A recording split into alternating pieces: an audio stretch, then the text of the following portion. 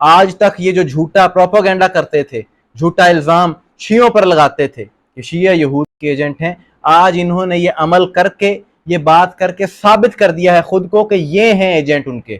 انہوں نے خود کو اسلام دشمنوں کا ایجنٹ ثابت کر دیا ہے۔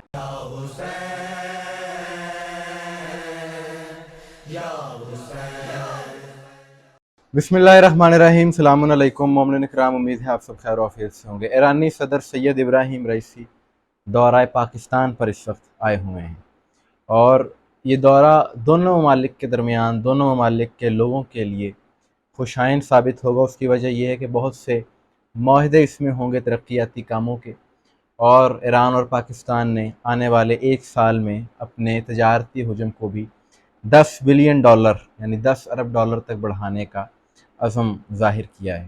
اور معاشی اعتبار سے ہٹ کر کے بھی اگر اس دورے کو دیکھا جائے تو پاکستان کے لیے، اہلیان پاکستان کے لیے یہ دورہ انتہائی قابل فخر ہے، باعث فخر بات ہے۔ اس کی وجہ یہ کہ ایران نے عالم اسلام میں جو کام کیا ہے، اور اسرائیل صہیونی طاقت پر جو ایک کاری ضرب لگائی ہے، ان پر حملہ کیا ہے، انہیں منہ توڑ جواب دیا ہے، آج تک تاریخ میں کسی مسلمان ملک نے یہ کام نہیں کیا۔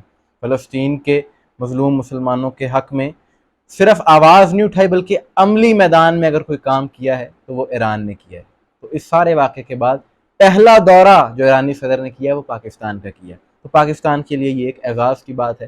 اور پاکستان میں موجود ہر وہ شخص بلا تفریق مسلک جو بھی مسجد اقصیٰ کا درد دل رکھتا ہے یا فلسطین کے مسلمانوں کے لیے دل میں درد رکھتا ہے، اس نے ایرانی صدر سید ابراہیم رئیسی کا خیر مقدم کیا ہے، انہیں خوش آمدید کہا ہے۔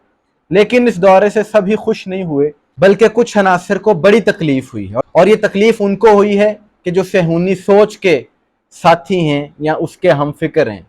کہ امریکہ کا بیان آ گیا اس دورے کے بعد، اس نے کہا کہ اگر پاکستان ایران کے ساتھ کوئی معاہدہ کرتا ہے تو اس بات کے لیے تیار رہیں کہ آپ پر بھی ہم سینکشنز لگا سکتے ہیں، آپ پر بھی پابندیاں لگ سکتی ہیں۔ چلو یہ بات بھی سمجھ میں آتی ہے۔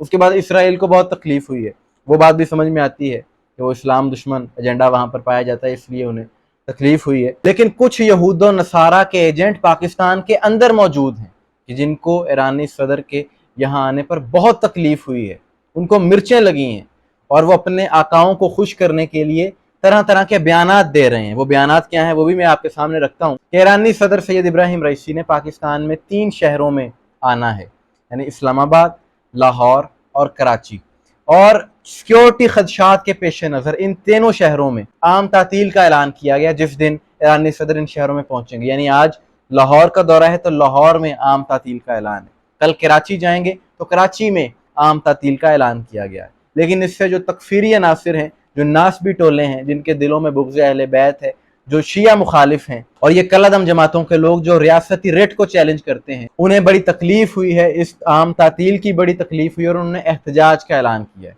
اور انہوں نے اپنے آقاؤں کو خوش کرنے کے لیے کیا بات کی ہے؟ کہتے ہیں جی کہ پاکستان ایرانی کالونی نہیں ہے، ایرانی صدر کی آمد پر چھٹی منسوخ کی جائے، کراچی کا کاروبار بند رکھنا کراچی سے دشمنی ہے، احتجاج کریں گے۔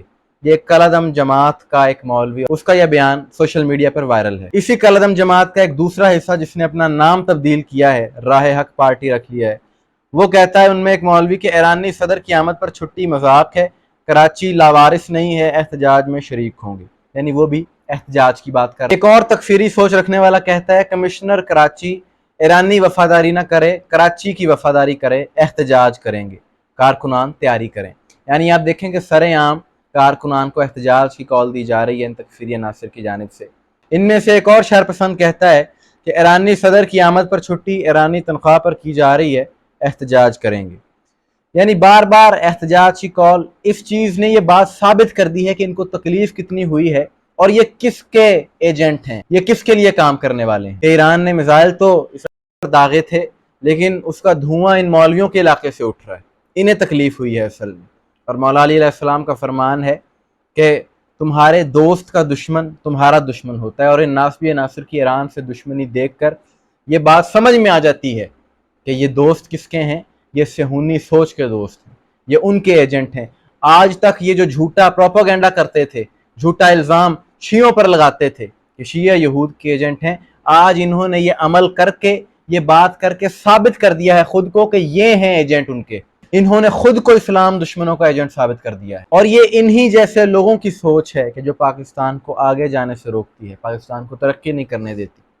ہمیں یاد ہے کہ آج سے 1.5 سال پہلے میں نے ایک ویڈیو کی تھی کہ جب پاکستان میں بہت سے سیلاب آئے تھے اور تباہ کاریاں ہر طرف مچ گئی تھیں اور پاکستان میں سبزیوں کی فصلیں بالکل تباہ ہو گئی تھیں، تو ایران سے کچھ سبزیاں امپورٹ کی گئی تھیں۔ تو انہی مولویوں نے کیا کیا تھا کہ وہ جو سبزیاں آئی تھیں، جن ٹرکس میں آئی تھیں، ان سے وہ ٹماٹر نکال کر زمین پر پھینک دیے تھے، ضائع کر دیے تھے، اور یہ کہا تھا کہ یہ شیعہ ملک سے ٹماٹر آئے ہیں، لہٰذا ہم ان کا استعمال جائز نہیں سمجھتے۔ تو ان کی یہ انتہا پسندانہ، شدت پسندانہ سوچ ہے، جاہلانہ سوچ ہے کہ جس کا علاج ممکن نہیں ہے۔ ان کا علاج یہی ہے کہ ان کو ریاست اپنے طور پر کنٹرول کرے، ان کے خلاف قانونی کارروائی کی جائے۔ اور جہاں تک ایران کی بات ہے تو صرف شیعہ تعصب ہے ان لوگوں میں، حالانکہ ایران نے جو عالم اسلام میں کردار ادا کیا ہے ایسا آج تک کسی نے نہیں کیا، اور یہ بات ثابت ہو چکی ہے۔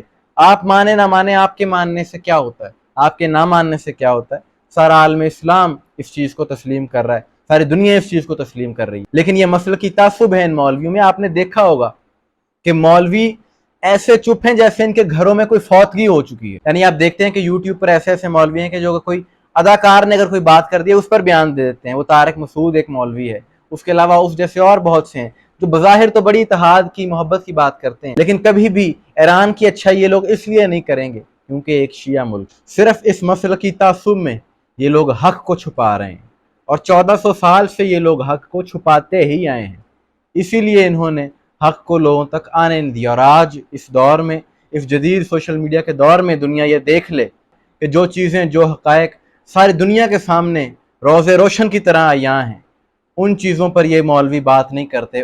یہ سچ بھی وہ بولتے ہیں کہ جو انہیں خود اچھا لگتا ہے، جو ان کے مفاد میں اچھا نہ ہو وہ سچ بھی یہ لوگ بولنا گوارا نہیں کرتے، اور یہ ان کا منافقانہ رویہ ہے جو ساری دنیا نے دیکھ لیا ہے۔ صرف یہ بات کر دینا کافی نہیں ہے کہ ہم مظلوم کے ساتھ ہیں۔ مظلوم کا ساتھ دینے کا مطلب یہ ہے کہ آپ ظالم کے خلاف عمل سے اپنے ثبوت دیں، اور اگر آپ ظالم کے خلاف کوئی عمل نہیں کر سکتے تو جو کر رہا ہے، جو ظالم کے خلاف ہے، کم از کم اسی کی حمایت کر دیں۔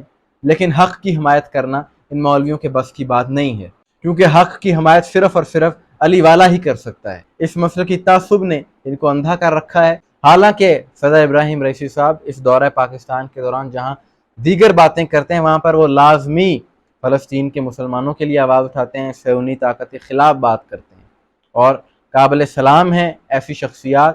ہم ان کو پاکستان آنے پر خیر مقدم بھی کرتے ہیں، ان کو سلام بھی پیش کرتے ہیں۔ مومنین اکرام، آپ کی اس بارے میں کیا رائے ہے؟ کمنٹس میں ضرور بتائیے گا۔ مجھے دعا میں یاد رکھیے گا۔ السلام علیکم ورحمۃ اللہ۔